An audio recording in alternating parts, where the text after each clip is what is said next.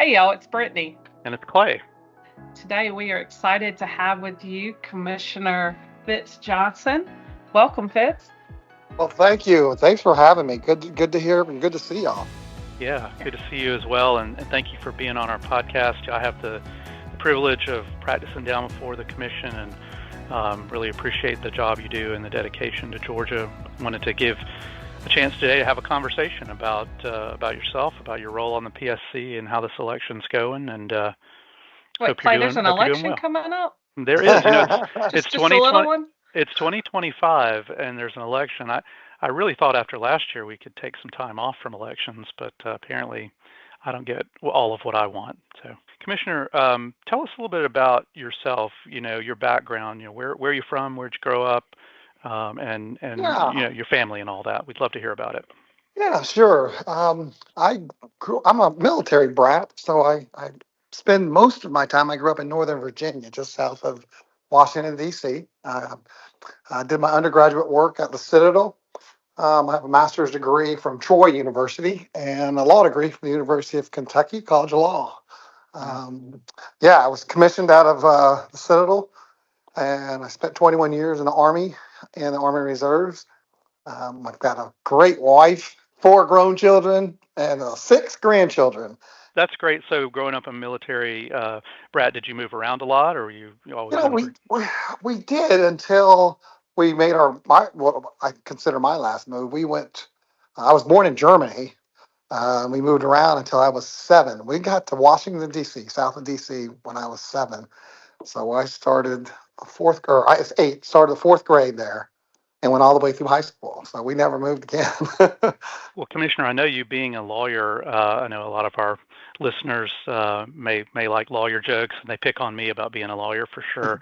But it is helpful. I would just remind people to have a lawyer on the commission because people may or may not know you conduct a lot of hearings that Yeah, sort of yeah, require legal rulings to be made, right?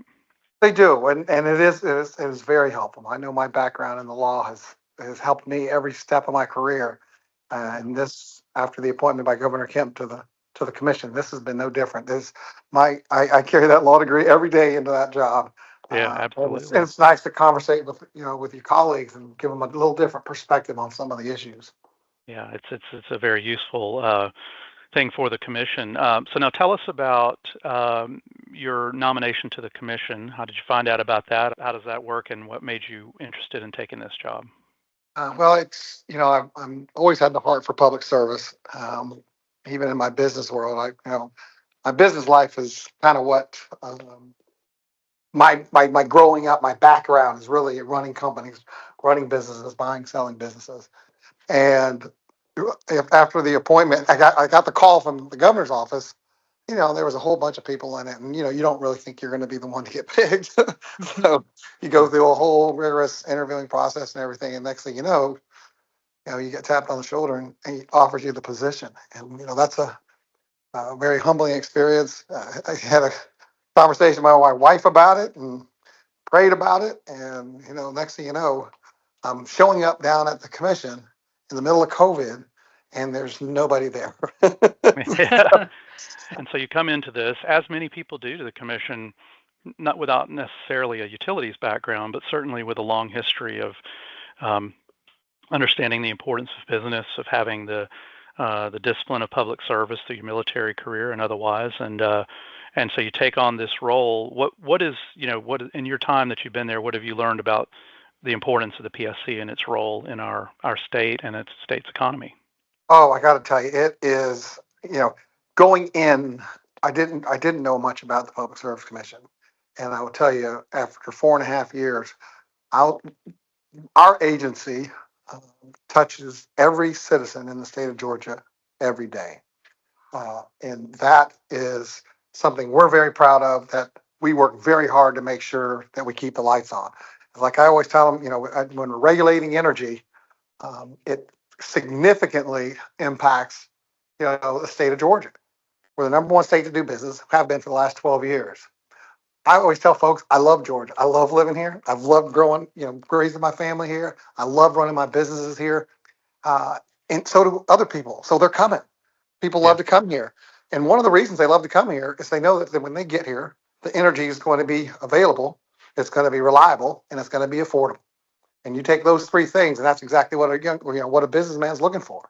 So this commission does, the 85 professionals that we have working down with us, and the 5 commissioners, we do a lot of work to make sure our economy continues to grow, and we continue to be the number one state to do business, to raise your family, and work. Yeah, for those who don't know, these cases that go on, it's you think of it being, well, you got the commission staff and you got the utility, and then you've got, they know that we're in the case, so GAM, but there's also, sometimes a couple of dozen other parties, all with a variety of interests and perspectives, and you guys have to digest all that and come up with a solution that works for the state. So I hope people appreciate that it is a complicated job, and it requires you to be a good listener. Yeah, it's very complex, and the number of issues that we get involved in with natural gas, telecommunications, with nuclear, with the acquisition of land, right of ways. Folks don't realize that we get into, in addition to the electricity, that we get into all sorts of things. Let's try to focus on energy a little bit. We're seeing all across the nation and really around the world sort of a rising energy cost environment, a lot of increased demand. What is Georgia doing compared to other states to address that? You look at what's going on around the country. If you go through the Biden years in the last 4 years where inflation went through the roof, we had gas, groceries, everything is going up. And quite frankly, it made our grid across the country a little bit fragile. And that's that was Green New Deal policies that they were trying to enforce during those years. And what we need is energy independence. We look up and you say, look at New York over the last year, rates up 25%. You go look out there in Chicago, outside of Chicago, they had one suburb where their energy prices went up 50% in 1 year. You take California, right? California, one of the most expensive places when it comes to energy, put a $24 climate fee on every bill, every residential bill in the state of California. Look, those are the types of policies that are absolutely crushing families across the country.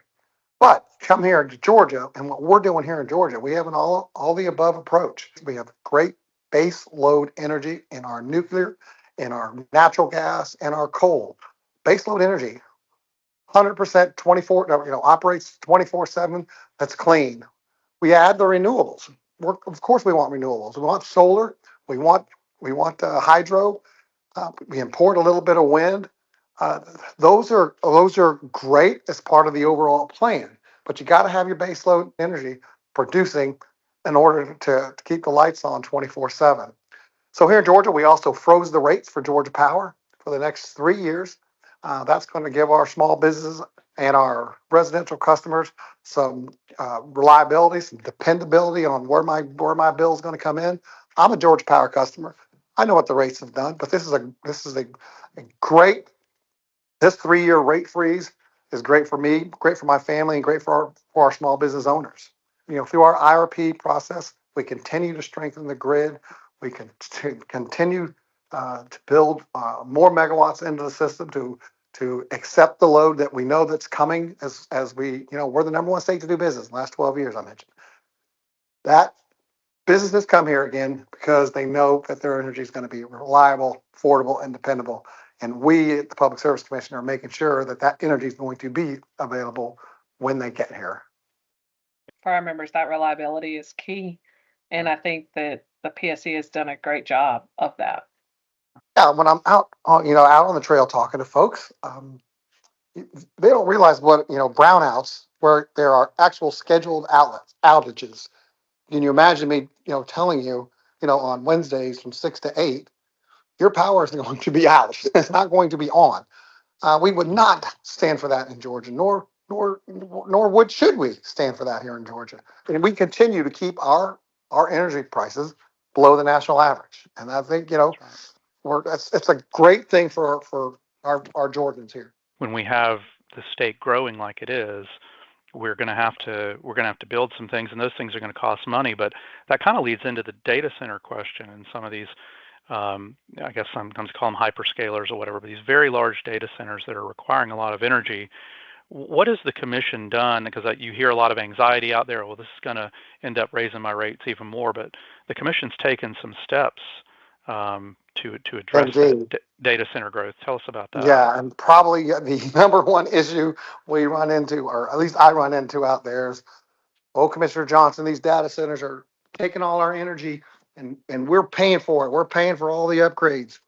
Well, I'm trying to educate folks and tell them, look, that's just not the case. Commissioners put a rule in place that as it pertains to large loads, and generally the data centers are what comes up, but it's large manufacturers as well, 100 megawatts or above. When they come in, they're going to pay for their own infrastructure up front. They're going to sign long-term contracts. They're going to pay for their upstream generation and transmission distribution up front.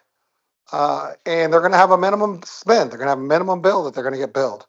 So all these things we put in place in this rule in order to protect residential customers and our small businesses from footing the bill for these large loads.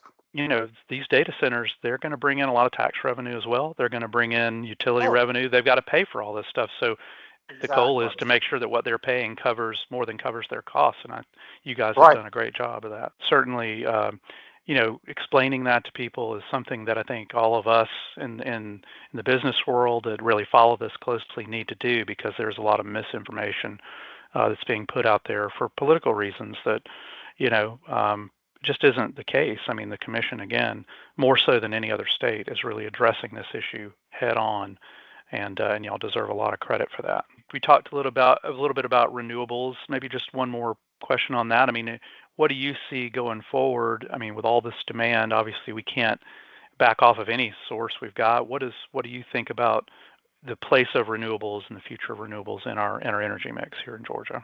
I mentioned solar, as we're number 7 in the country in solar. And that's without mandates. That's without sharing cost. We're doing it the right way here in Georgia.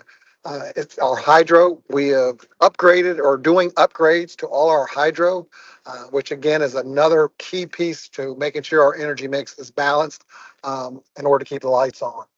So it's an important part, as we move forward. Renewables are going to play an important role in how we deliver our energy. Yeah, and I think we're seeing that mirrored too in what industry is doing. A lot of people doing on-site options to kind of supplement.